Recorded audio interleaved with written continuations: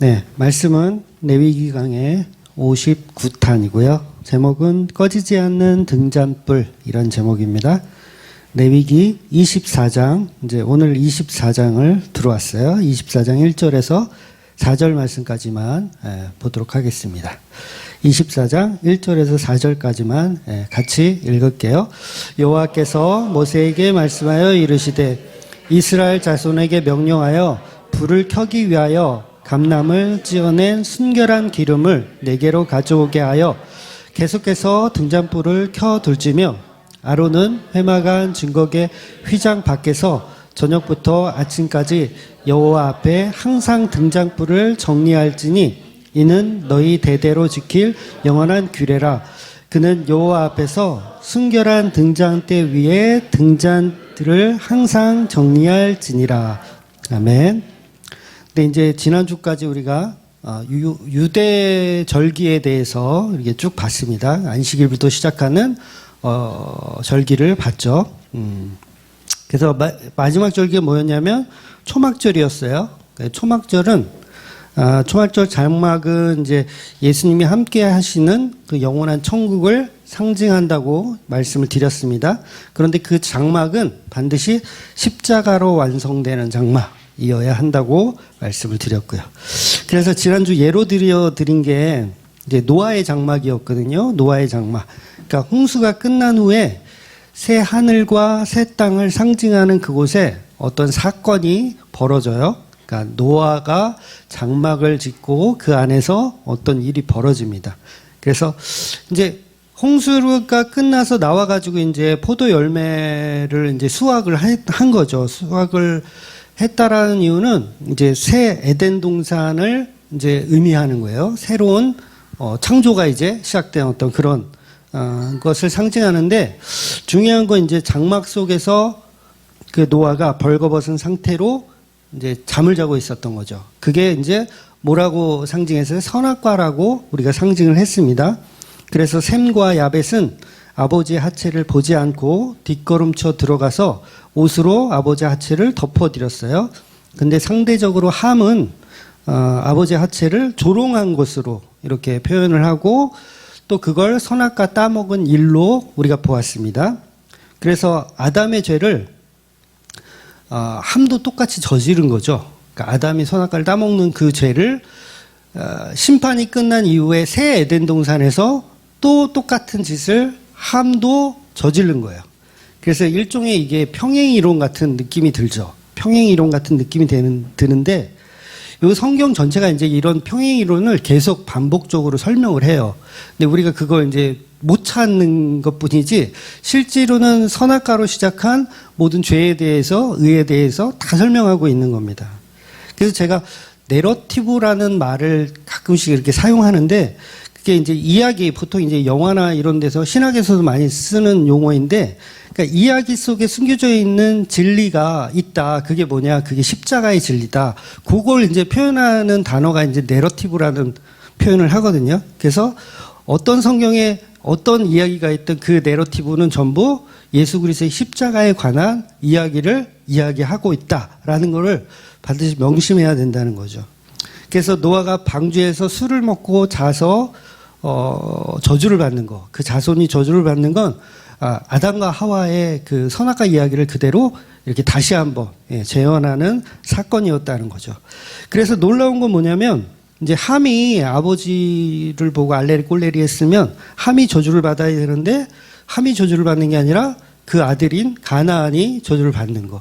그러니까 범죄는 아담이 했는데 그 죄의 형벌은 사실 어떻게 보면 죄가 없는 아벨이 죄를 감당하는 거, 저주를 감당하는 거, 똑같은 개념의 내러티브가 계속해서 반복적으로 나오는 거죠.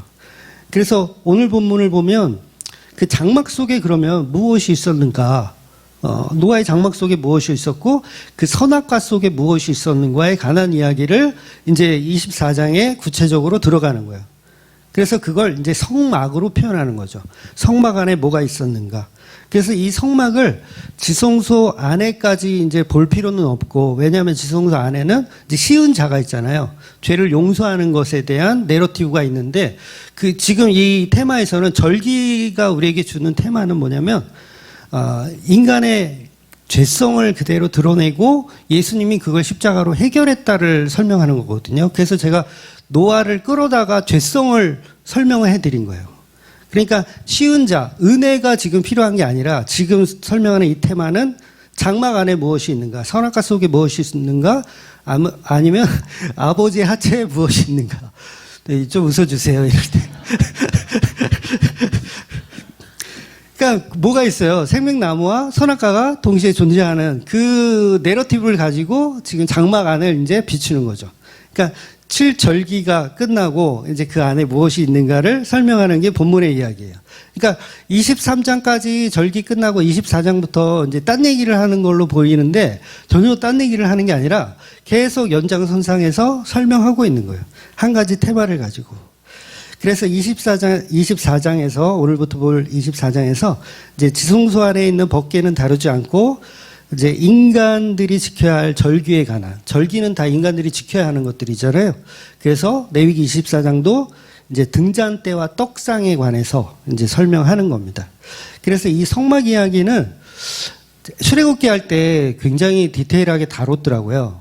출애굽기 할 때. 그래서 한 2, 3년 전에 출애굽기 강의할 때 이 등잔대에 관해서도 설명을 했어요. 근데 제가 한번 찾아봤어요. 그때는 어떻게 설교했는지 보니까 보지 말아야 될 걸 봤어요. 무슨 얘기냐면 그걸 보고 났더니 다른 설교가 나오질 않아. 무슨 얘기인지 이해가 되세요? 이 설교를 준비하는 사람이라면 이걸 알 텐데, 그러니까 안 봤으면, 과거에 어떻게 설교했는지 안 봤으면 새로운 설교를 내가 이 은혜 받은 거로 딱 이렇게 준비를 할 텐데 금단의 열매를 따먹고 말았어. 그러니까 출애굽기 때 했던 등잔대에 관한 설교를 보니까 이거 자화자찬인데 잘했더라고요. 설명을 잘했더라고요. 그래서 다른 게 이게 떠올리지 않고 이거를 해야 되겠다라는 생각이 들었습니다. 그래서 그때 했던 거를 조금 이제 인용을 해서 설명을 드리면 지성소에 있는 그 법궤도 그렇고 이제 다음 주에 이제 보게 될 떡상도 있어요. 떡상도 이제 볼 건데 그게 전부 이제 나무에 금을 입히는 방식이에요. 그러니까 나무에 금을 이제 바르는 방식. 근데 독특한 게 뭐냐면 지금 오늘 보고 있는 이 등잔대는요, 나무에 금을 바르는 게 아니라 그냥 순금 그냥 한 달란트를 가지고 이렇게 툭탁툭탁 해가지고 뭐 어떻게 만들었는지 뭐 제가 기술자가 아니라서 모르겠는데 순금으로 두드려서 만드는 게 등잔대예요. 근데 이 순금이라는 개념이 우리가 생각할 때는 어떤 느낌이 들죠? 굉장히 순수한, 뭐가 섞이지 않은 순수함. 이렇게만 생각하는데 사실 이 세상에서 순수한 금을 채취할 수는 없어요. 그러니까 처음부터 순수한 금은 이렇게 금방 가서 훔치던가 해야 되는 거지. 이 자연에서 발생하는 금은 순수한 게 아니라 불순물이 잔뜩 섞여 있습니다. 그래서 이 잔뜩 섞여 있는 불순물을 가지고 열 처리를 하든가 재련을 하든가 뭔가 자꾸 괴롭혀가지고 순금을 뽑아내는 거예요. 그래서 왜 순금으로 입혔냐라고 했을 때 성경은 다 예수 그리스도를 상징하니까 예수 그리스도의 고난을 통한 순금, 이걸 설명하는 거죠. 그래서 원래 순금은 구약에서는 성결을 의미하거든요. 그러니까 예수 그리스도의 고난을 통한 성결. 그래서 이 성결로 만드는 등잔대라는 개념이라는 거예요. 그래서 천연 상태가 아닌 가공되어져야 하는, 그러니까 가공한다는 건 괴롭힌다는 얘기죠. 괴롭힌다는 거. 한마디로 불에 태워서, 그러니까 지옥을 경험하게 하는 거죠. 금덩어리를 하나 캐오면 이 금덩어리에다가 지옥을 경험하게 하는 거예요. 불로 이 연단을 해가지고 이제 순금을 뽑아내는 거죠. 그래서 금은 죽으면 죽을수록 순도가 더 높아지고 더 가치 있는 금이 됩니다. 그러니까 이 성막에 있는 성물들은 전부 순금으로 입힌다는 것은 자연 상태에서는 불가능한 어떤 힘이 작용해서 만들어지는 어떤 것. 그러니까 전부 예수 그리스도의 십자가의 고난을 통한 성결을 표현하고 있는 내용들이라는 거죠. 그래서 예수님의 십자가 죽음을 통해서 얻어지는 재료를 말하는 것이고 결과적으로 본문에서 나오는 순금 이 등잔대는 예수님의 고난을 통해서 만들어지는 빛이라고 할 수 있어요. 그러니까 예수님의 재련, 예수님의 십자가를 통해서 만들어지는 빛이라고 할 수 있는 거죠. 그래서 본문의 등장때의 개념은 반드시 십자가라는 재련을 통해서, 그러니까 저와 여러분의 재련이 아니거든요. 그러니까 우리 기독교인들이 오전에도 제가 그걸 계속 설명드렸는데, 우리 인간들이 재련되어져서 하나님께 영광이 되는 경우는 없는 거예요.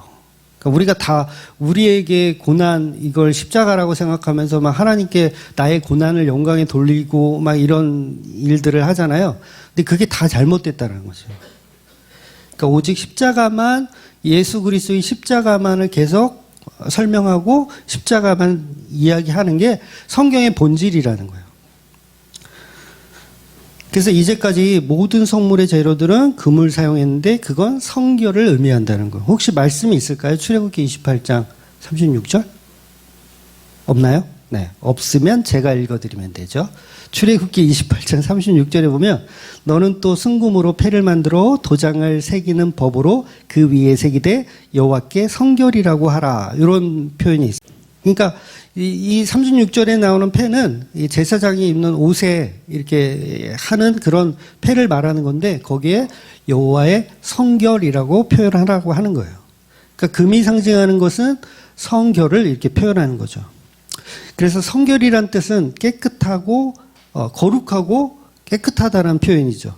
그러니까 무엇과 타협하지 않는 그런 불순물이 전혀 없는 진리의 개념을 계속 설명하는 겁니다. 그래서 거기에는 우리의 고난이 아니라 오직 예수 그리스도의 고난이 그대로 재련되어져야 성결이라는 표현을 할 수 있다는 거예요. 그러니까 우리는 성결해질 수가 없죠. 예수님의 피가 아니면 성결해질 수 없죠. 그래서 성결교회 있잖아요. 성결교회는 예수님의 피가 있어야 성결한 거예요. 근데 피가 없는데 성결교회라고 얘기하면 그거 웃기는 거죠. 네. 성결교회를 제가 욕하는 거예요. 네. 네. 그러니까 이름값을 해야 된다는 얘기죠. 성결교회라는 성결이라는 말을 하려면 예수님의 피를 전해야 그게 성결한데, 네, 자기들이 계속 성결하다 그러니까 네, 좀 이해가 안 돼서 그래요. 그래서 성경 전체에 가장 성결한 걸 뽑으라면 당연히 우리는 십자가만을 가장 성결하다라고 지목을 해야 된다는 거죠. 그래서 예수님의 보혈이 이 세상에서는 가장 성결한 유일한 진리라는 겁니다. 그리고 유일한 복음이고, 그러니까 십자가 말고 다른 복음은 전부 이단이죠. 십자가 말고 다른 복음은. 그래서 십자가는 이 세상 창조의 모든 것이라고 할 수가 있어요. 그러니까 이 세상이 창조된 목적도 그 십자가의 구속사를 이루기 위해서 이 세상을 창조한 거예요. 그래서 신앙생활은 그 십자가를 성결의 은혜로 배우는 일이죠. 그러니까 십자가를 믿고 십자가를 지신 그 예수를 사랑하는 게 진정한 신앙생활이라고 할 수 있어요. 그래서 또 이 금촛대, 뭐 촛대라고 해도 되고 등잔대라고 해도 되는데 하나의 기둥에 3개가 이렇게 나와 있어요. 양쪽에 3개씩. 그래서 총 7개로 만들어지는 등잔대입니다.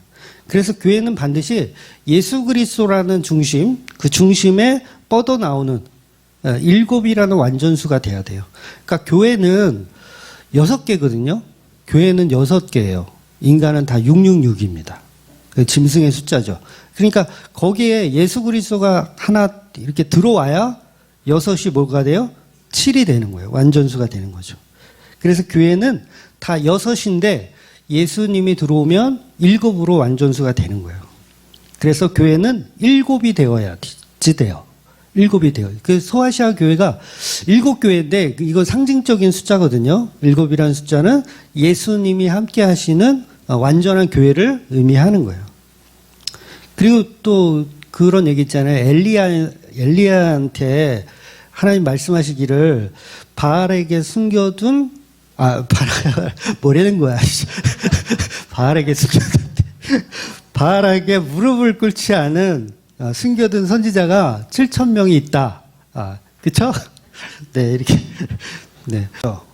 그러니까 진짜로 7,000명이 있다라는 의미보다는 어떤 의미예요? 충분히 있다. 그런 의미죠. 충분히 있다. 그러니까 한국교회에 복음 전하는 목사님 7,000명이 있다라고 해석하기보다는 부족하지 않게 있다. 이게 굉장히 의미 있는 말인데 복음적인 목사들이 없다라고 부족하다라고 다들 느끼죠. 근데 하나님의 시간에서는 충분히 있다예요. 충분히 있다. 근데 어디 있는지 잘 모른다고 자꾸 연락이 와가지고 충분히 있을 거예요. 뭐 이렇게 잘 못 찾아서 그렇지. 예. 그래서 여섯은 불완전한 짐승. 그런데 그 짐승들이 모인 가운데 예수 그리스도의 하나가 추가되면 거기가 교회가 되는 거죠. 일곱이라는 교회. 그래서 일곱 머리는 이 등장대의 일곱 머리는 24시간 동안 등불을 이렇게 켜놔야 돼요. 이걸 원칙으로 합니다. 왜냐하면 빛이신 예수 그리스도를 상징하기 때문에 언제든지 빛은 밝히고 있어야 돼요. 그래서 이게 중요한 건 뭐냐면 이 등장대가 이제 계속 불을 밝히고 있는데 어디를 비추고 있다 그랬죠? 기억이 나셔야 되는데 이건 등장대가 성막 안에 있는 등장대가 불을 밝히는데 누구를 비추기 위해서 불을 밝히죠? 이래서 또 해도 되는구나 했던 설교를 떡상을 비추고 있어요. 이 빛은 어디 이런 조명이 어두워서 이렇게 밝히는 게 아니라 떡상을 비추고 있습니다. 출애굽기 25장 37절에 보면 등잔 7을 만들어 그 위에 두어 앞을 비추게 하며 이렇게 표현하거든요. 앞을 비추게 하래요. 그 앞에 뭐가 있냐면 떡상이 있어요.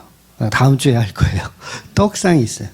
그러니까 예수 그리스도라는 빛은 어디를 비추고 있냐면 떡상을 비추는데 그 떡상에는 뭐가 있냐면 뭐가 있어요? 떡이 있겠지. 떡상에는 떡이 있는데 떡이 몇 개가 있냐면 12개가 있어요. 12개는 누구를 상징해요? 12지파 교회를 상징하는 거예요. 그러니까 등잔대가 뭘 비추냐면 교회를 비추고 있는 모습이 성막 안에 있는 거예요. 그래서 이 제단의 불꽃이 항상 꺼지지 않는 것처럼 그 등불도 항상 꺼지지 않고 7촛대가 계속 불이 타는 거예요. 계속 타서 떡상을 비추는 거죠. 그런데 특이한 건 뭐냐면 불을 이제 꺼지지 않게 관리를 해야 되거든요. 꺼지지 않게 관리를 하는데 밤에만 하라는 거예요. 낮에는 하지 않고 밤에만 불 관리를 하는 거예요. 사실 성막 안은요, 이게 장막으로 다 덮는 거라서 낮인지 밤인지 구분이 안 돼요. 그냥 늘 어둡습니다. 그 안은. 그런데 밤에만 관리를 하라는 거예요. 낮에는 그냥 냅두라는 거죠. 그래서 관리를 한다는 게 다른 게 없거든요. 그냥 기름이 떨어지지 않도록 이렇게 밤새 기름이 떨어지지 않도록 기름을 채워주는 역할만 하면 돼요. 그러니까 무언가 특별한 걸 해야 되는 건 아니에요. 기름만 잘 넣어주면 딱히 이게 바람이 불거나 그러는 공간이 아니기 때문에 촛불이 꺼지지 않습니다. 그렇다면 밤에 들어가서 아침까지 태울 수 있는 기름만 넣어주고 밤새도록 이렇게 지켜보면 돼요. 그러니까 물론 한 사람이 하기에는 힘들었겠죠. 매일 해야 되니까. 제사장들이 순번을 정해서 이렇게 했을 것으로 봐요. 그래서 밤새 지켜보는 거예요. 혹시 기름이 떨어지지 않나 지켜보는 겁니다. 출애굽기 27장 20절, 요건 있죠? 20절 한번 읽어볼게요. 너는 또 이스라엘 자손에게 명령하여 감나무로 짠 순수한 기름을 등불을 위하여 내게로 가져오게 하고 끊이지 않게 등불을 켜되. 잠깐만요. 끊이지 않게 등불을 켜라 그랬어요. 그러니까 끊이지 않는 거를 원칙으로 하는 거예요. 끊이지 않, 불이 24시간 밝혀지는 거. 그러니까 요거 해석할 때 어떤 목사님들은 그냥 24시간이 아니라 이게 밤에만 관리했다 이렇게 해석하기도 하고 그렇게 보는데 원칙적으로는 24시간 불을 켜지는 걸 원칙으로 하고 있어요. 그러니까 21절 계속 읽어볼게요. 아론과 그의 아들들로 해마간 증거계 앞 휘장 밖에서 저녁부터 아침까지 항상 여호와 앞에 그 등불을 보살피게 하라. 이는 이스라엘 자손이 대대로 지킬 규례이니라. 아멘. 그러니까 빛이 없는 어두운 밤마다 그 등불이 꺼지지 않도록 저녁부터 아침까지 지키라는 거예요. 그런데 요거는 낮에는 꺼져도 어쩔 수 없지만 밤에는 반드시 지키라는 거죠. 즉 어두운 이 세상에 빛으로 오신 예수님을 표현하기 위한 거예요. 왜냐하면 예수님은 어두운 세상에 오시거든요. 밝은 세상에는 오실 필요가 없어요. 그래서 낮에는 관리하지 않는데 밤에는 반드시 관리해라. 이렇게 표현하는 거예요. 그러나 24시간 켜두는 걸 원칙으로 하되 관리는 밤에만 하라는 거죠. 그러니까 비유적으로 예수님은 밤의 의미는 뭐예요? 저주, 죄악 이런 걸 의미해요. 그 상태에서 오시는 예수님을 표현하는 거죠. 그러니까 구약은 이게 지금 등불을 밝히는 게 영원한 언약이거든요. 영원히 해야 돼요. 한 번 며칠 하고 마는 게 아니에요. 영원히 해야 돼요. 언제까지? 예수님 오실 때까지 해야 돼요. 그래서 영원히 지킬 규례라고 했어요. 그래서 등불이 꺼지지 않도록 예수 메시아가 오실 때까지 계속 불을 밝혀야 된다는 거죠. 그런데 메시아가 오셨는데도 바리새인들은 진짜 빛을 못 알아보고 계속 뭐예요? 딴 빛을 이렇게 계속 붙이고 있으려고 했던 거죠. 그래서 예수님도 죽은 나사로를 찾아가실 때, 깨우러 가실 때, 이제 깨우러 간다는 표현을 하셨으니까 깨우러 가실 때 이상한 말을 하세요. 뭐라고 말씀하시냐면 제자들에게 말하길 낮이 12시간이 아니냐, 사람이 낮에 다니면 이 세상의 빛을 봄으로 실족하지 아니하고 밤에 다니면 빛이 그 사람에 없는 거로 실직하느니라. 이런 말씀하세요. 실족하느니라. 그러니까 이런 말씀 왜 하셔요? 오늘 본문의 이 말씀을 그대로 인용하고 계신 거예요. 그러니까 나사로는 어둠에 있기 때문에 죽었잖아요. 어둠에 있고 지금 밤이기 때문에 반드시 빛이 필요한 상태이다. 그러니까 등불을 밝히러 예수님이 가야 한다. 그 말씀을 하고 계시는 거예요. 그래서 그때 상황이 어떤 상황이었냐면 제자들이 볼 때는 유대로 다시 돌아가면 돌 맞아 죽어야 되는 상황이거든요. 이게 요한복음 때 한 건데 나사로를 살리러 가면 유대로 가야 되고 유대인들에게 돌 맞아 죽어야 하는 상황인 거예요. 그런데도 예수님이 가야 하는 이유는 그가 밤에 있기 때문에 그런 거예요. 밤에 있기 때문에. 그래서 낮이 12시간이기 때문에 갈 필요가 없는 경우도 있지만 등불을 관리할 필요가 없지만 나사로의 경우는 죽은 자, 어둠에 있는 자, 밤이니까 등불을 관리하러 내가 가야 된다. 빛을 비춰주러 가야 된다는 거죠. 그러니까 빛을 비추면 어떻게 해요? 떡상이 보여지고 떡상이 보여진다는 건 빛을 받았고 이제 생명을 얻었다라는 의미가 되는 겁니다. 그래서 저와 여러분이 밤에 속한 죄인들이기 때문에 예수님이 빛으로 찾아오시면 그게 이제 복음이라고 할 수 있는 거죠. 그래서 교회들은 예수님의 오심을 기다리는 존재들, 저녁부터 아침까지 예수님의 빛을 기다리는 존재들. 그래서 등장대에 불이 꺼지지 않도록 계속 지켜봐야 하는 겁니다. 그래서 이게 구약의 말씀이기 때문에 등잔대에 불을 밝혀라. 영원한 언약이다 했죠. 그럼 여러분 집에 등잔대가 하나씩 다 있으십니까? 왜 없어요? 영원한 규례를 지키라고 오늘 본문이 얘기했는데. 그러니까 율법주의자들은 아직도 율법을 지켜야 된다고 말하는 사람들 많거든요. 뭐 예를 들면 뭐 안식일을 아직도 지켜야 된다. 뭐 심지어는 어떤 인간들은 할례도 받아야 된다. 뭐 11조도 내야 된다. 구약의 것들인데 계속 그게 있어야 된다라고 주장해요. 근데 그 집에 가봐도 금초대는 없더라고요. 그러니까 있으려면 다 있어야죠. 금초대도 있어야 되죠. 그러니까 스스로 이제 모순임을 이야기하는 건데, 그러니까 이 등잔대라는 건 오실 메시아에 대한 예표이지 그걸 우리가 진짜 행위 율법으로 지키라는 얘기가 아니라는 거죠. 그러니까 모든 율법이 다 마찬가지예요. 제가 오전에도 뭐 주일 성수, 11조, 뭐 새벽기도 이런 걸 깠지만 그런 게 예표하는 것들이고 사실 본질은 예수님의 십자가여야 한다는 거죠. 그래서 우리가 집에서 촛불을 켜고 예수 그리스도의 오심을 기다리는 게 아니라 이미 오신 예수, 그분을 빛으로 알아볼 수 있는 눈이 있어야 된다는 거예요. 그래서 예수님의 빛이기 때문에 그 예수님이 오시면 우리는 항상 밝은 세상을 살게 되는 겁니다. 그래서 열처녀의 비유처럼 예비된 그 신랑이 오실 때까지 저와 여러분은 등불을 들고 기다리는 개념이 복음 안에 있는 사람들의 개념이어야 했었는데 이제 바리새인들은 그렇게 하지 못하는 거죠. 신랑이 왔는데도 그 빛을 알아보지 못했던 겁니다. 그러니까 교회들은요, 예수님을 기다리는 게 등불에 불을 밝히는 거예요. 예수님을 기다리는 거. 그러니까 스스로 빛을 낼 수 없는 떡상, 스스로 빛을 낼 수 없는 교회, 스스로 하나님의 영광에 이르지 못하는 교회. 이 교회에 예수 그리스도가 오셔야지만 이제 빛이 밝혀지는 거죠. 그래서 아까도 설명드렸지만 예수 그리스도가 서 있고 그 옆구리에서 3개가 뼈져나요. 한쪽에 3개씩, 한쪽에 3개씩. 그래서 7개가 양옆에 있는 거예요. 그러니까 교회는 어디서 태어난다고요? 예수님의 옆구리에서 태어나는 거죠. 예수님이 십자가에 달리시고 그 옆에 이 창으로 찢긴 그 자리에 약간 알레고리적이긴 하지만 그 찢긴 그 자리에서 뭐예요? 교회가 뻗어 나오는 거예요. 그래서 6은 인간의 숫자. 그래서 창조가 6일이잖아요. 창조가 6일이고 예수 그리스도가 함께하는 7이 채워져야 7 교회가 돼버리는 거죠.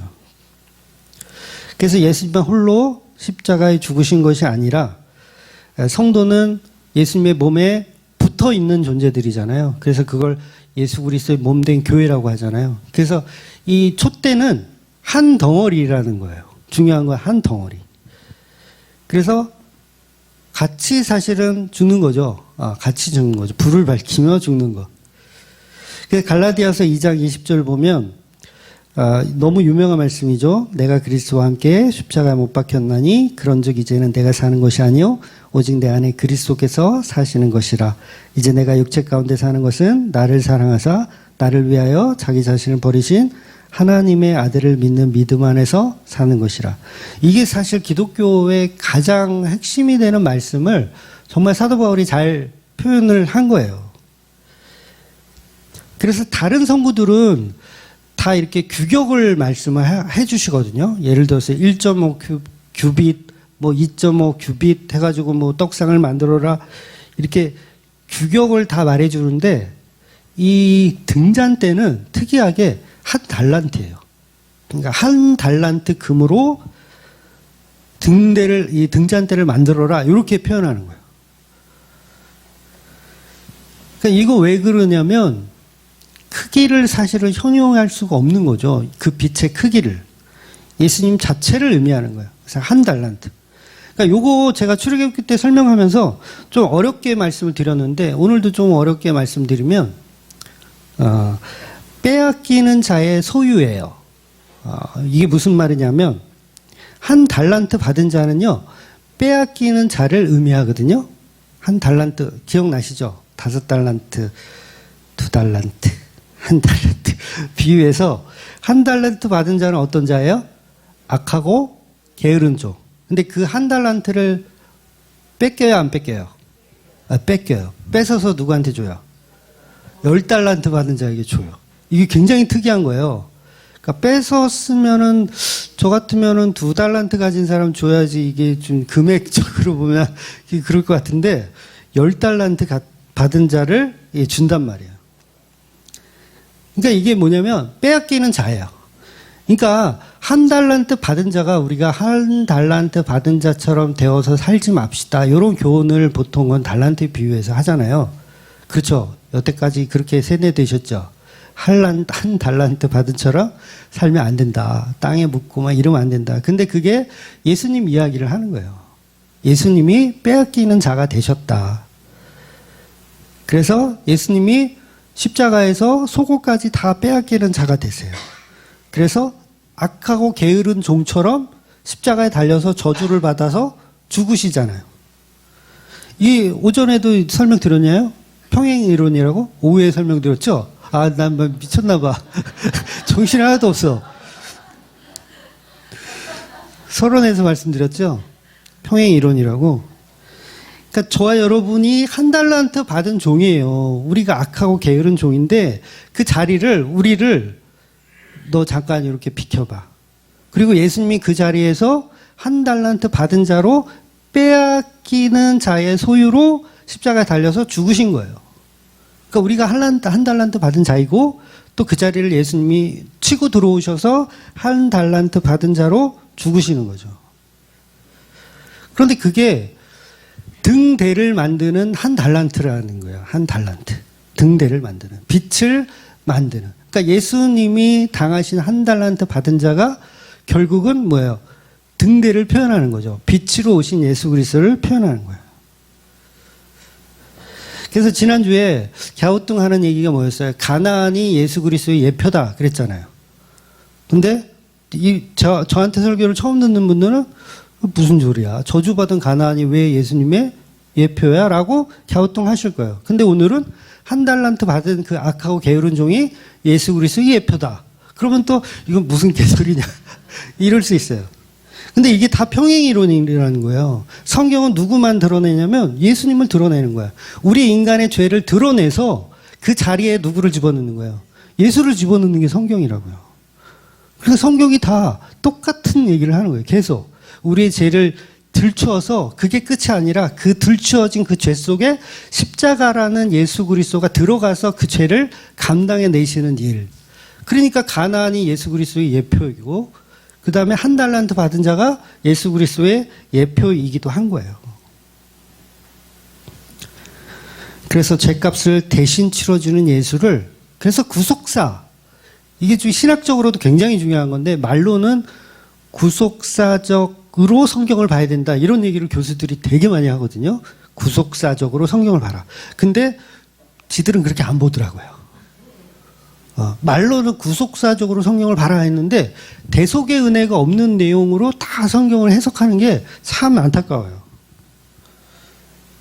그래서 한 달란트로 등잔대를 만든다는 것은 빼앗기는 예수님. 뭘 빼앗겨요? 빛을 이렇게 빼앗기는 예수님을 표현하는 거죠.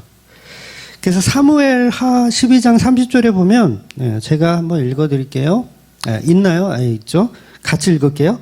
그 왕의 머리에서 보석 박힌 왕관을 가져오니 그 중량이 금 한 달란트라.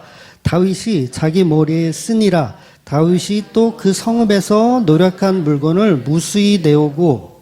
자, 이 말씀은 뭐냐면 다윗이 이제 어떤 성을 이제 함락을 해서 그 왕을 이제 잡은 거예요. 잡아서 이제 왕관을 이제 가져온 거죠. 그 왕이 왕관을 가져왔는데 그 왕관의 무게가 1달란트예요. 한 달란트. 그러니까 한 달란트가 34kg 정도 되거든요. 그거를 대가리에 썼다고 생각해보세요.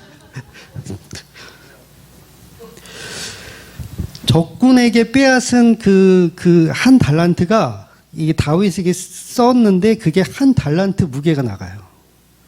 그러니까 이것도 사실은 빼앗기는 자의 소유를 그대로 표현한 거거든요. 그러니까 누군가에게 빼앗은 거예요. 근데 그걸 적군의 왕관을 솔로몬이 미쳤나봐. 다윗이 나 오늘 왜 그러지? 다윗이 쓰는 거예요. 그러니까 다윗이 적군의 왕관을 빼앗아서 쓰는 거죠. 그래서 그 왕관의 무게가 한 달란트. 역시 사무엘하에서도 이 한 달란트를 빼앗기는 자의 소유를 그대로 의미하고 있는 거예요. 그러니까 이건 다윗을 통해서 빼앗기는 자를 한 번 더 설명을 한 내용이죠. 그러니까 촛대가 한 달란트라는 것은 우리에게 모든 것을 내어주시는 빼앗기는 자를 표현한 거예요. 그러니까 방금 읽은 이 다윗과 이 왕의 이야기에서 그 왕이 뺏기잖아요. 빼앗기잖아요. 금을, 자기 왕관을. 이거 누구를 상징하는 거예요? 예수를 그대로 상징하는 거예요. 다윗은 교회를 상징할 수 있고요. 빼앗기는 자의 소유를 설명하고 있는 거예요. 어렵죠? 네. 그래서 미리 말씀드린 거예요. 어렵다고. 그래서 예수님께서 나는 포도나무요 너희는 가지니 포도나무는 결국 포도에게 모든 것을 빼앗기고 이 겨울을 나야 되는 자기 아무것도 없는 다 내어주는 그러니까 십자가 이야기를 계속하는 거죠. 그래서 오늘 등잔대 모양과 동일한 이 개념도 이제 전부 예수 그리스도에 관한 이야기만 하고 있는 겁니다. 그래서 밤새도록 기름을 부어요. 그러니까 기름은 예수님의 십자가 사역이라고 할 수 있거든요. 요건 성령의 사역, 그러니까 성령의 일하심, 그러니까 성령과 예수 그리스도가 함께 일하심을 계속 표현하는 거예요. 그래서 감람유가 계속 부어져요. 누가 빛나기 위해서? 예수님이 빛나기 위해서. 그래서 교회는요, 성령의 감람류가 우리에게 부어지잖아요? 그러면 누구의 빛이 드러나야 되냐면 예수의 빛이 드러나야 돼요. 그때 교회에서 성령의 감람류가 계속 부어지는데 우리 목사님의 위대함이 계속 나온다. 그럼 거기는 교회가 아닌 거죠. 가짜인 거죠. 그러니까 들어오면 들어올수록, 기름이 들어오면 들어올수록 예수 그리스도의 빛이 계속 밝혀져야 그게 진짜 교회라는 거죠. 그래서 보잘것 없어 보이는 이 금초 때에도 정말 수많은 복음의 메시지들이 사실은 들어있어요. 그러니까 제가 이거를 다 성령의 은혜로 다 밝혀내지 못할 뿐이지 계속 우리는 사실 이런 설교에 익숙해질 필요가 있어요. 성경은 전부 죄와 의는 같다. 기억나시죠? 죄와 의는 같다. 죄를 들춰서 그 자리를 예수 그리스도가 치고 들어가는 십자가를 설명하고 있다. 네, 그 내용들로 이 성경은 도배가 되어 있다는 거죠. 근데 이게 참 쉽지가 않아요. 그죠? 쉽지가 않아서 반복적으로 사실은 말씀을 먹어야 됩니다. 그래서 예수님도 비유가 아니면 말씀하지 않는다라는 의미가 뭐냐면 이게 다 숨겨져 있기 때문에 그래요. 근데 숨겨졌다라는 건 하나의 어떤 개념만 알면 그 숨겨짐이 다 보이거든요. 한 번에 다 보여요. 어저께 어떤 TV에서 봤는데 그 매직아이라는 거 아세요? 매직아이? 눈을 이렇게 사팔로 떠가지고 이렇게 보면 뭔가 이렇게 새로운 그림이 이렇게 보이는 걸 매직아이라고 하더라고요. 그러니까 저 옛날에 굉장히 유행했었는데 저는 이제 시력이 한쪽이 없으니까 그게 매직아이가 안 보여요. 아무리 보려고 해도 이 눈깔이 이게 두 개가 이게 사팔이 돼야 매직아이가 보이는데, 근데 어떤 사람이 나와가지고 숨은 그림 찾기를 굉장히 빨리 찾는 사람이 있는 거예요. 틀린 그림 찾기. 틀린 양쪽에 두 그림이 있으면 다른 사람들은 이거 찾는데 막 5분, 10분씩 걸리는데 이 사람은 그냥 딱딱딱딱 찍어서 다 맞히는 거예요. 그러니까 비법이 뭐냐 했더니 매직아이를 한대요. 두 그림을 싹 겹친대요. 눈이 두 개니까 양쪽 거를 사팔로 떠가지고 딱 겹쳐가지고 그 금방 알겠죠. 어디가 다른지를. 그렇게 한대요. 그러니까 성경을 보는 눈이 이런 거예요. 한번 보기 시작하면 너무 쉽게 잘 보여요. 근데 이거를 모르니까, 매직아이라는 비법을 모르니까 이게 볼 수가 없는 거죠. 그래서 성경은 예수 그리스도만 보여지고 예수 그리스도만 드러내고 있습니다. 그래서 그게 보여질 때 말씀이 정말 꿀송이보다 달고 귀하고 정말 아름답게 되는 거죠. 그래서 이 숨겨진 비밀들을 보는 재미가 저와 여러분에게 있기를 소원합니다. 그래서 성경의 이 내용과 이 모양과 잣대를 그냥 우리의 인본주의로만 보지 마시고 정말 이 등잔대가 예수 그리스도를 어떻게 상징하는지, 다음에 떡상도 마찬가지예요. 떡상도 교회를 상징하지만 그 교회 안에 또 예수 그리스도가 어떻게 드러나는지를 보시는 저와 여러분이 되시기를 주의 이름으로 축원드리겠습니다. 아멘. 기도하겠습니다.